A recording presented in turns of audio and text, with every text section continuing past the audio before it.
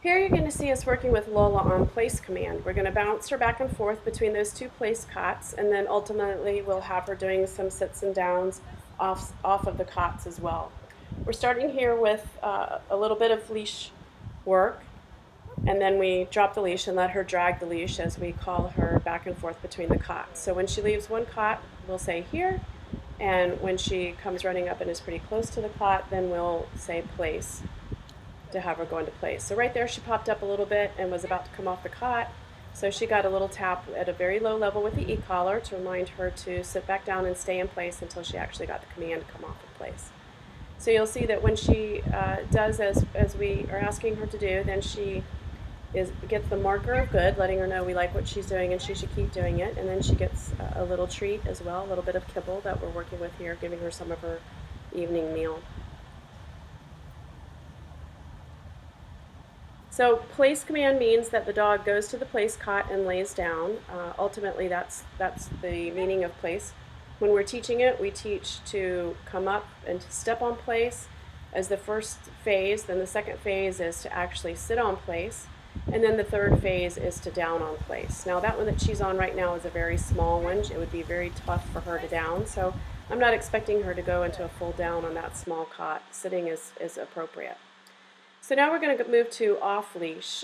We've replaced her 6-foot leash that she was dragging around with a little leather tab, and that makes for a great transition to doing off leash work.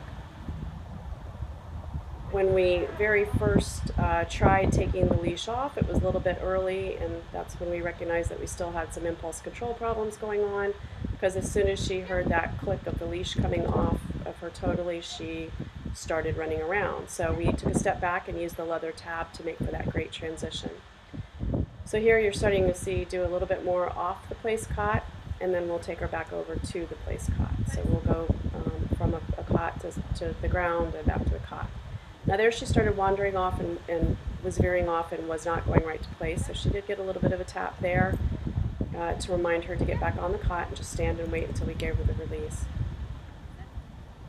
So you can see she's definitely a lot happier now about working without dragging the leash around with her. Her neck was very sensitive. I think she's pulled really hard for so many years. She is a Catahoula mix and loves to run, run, run, run. That doesn't always make for the best option when you've been put on a harness or even trying a flat buckle collar.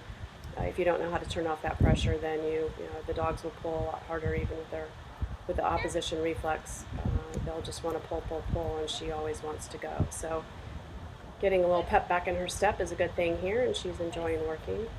So now there she veers off a little bit. She got a little tap and remind her to go to place. So I was sending her to place, not walking up to it and pulling her into it. So that's a little more difficult for the dog to do if I'm not standing right next to the place cot.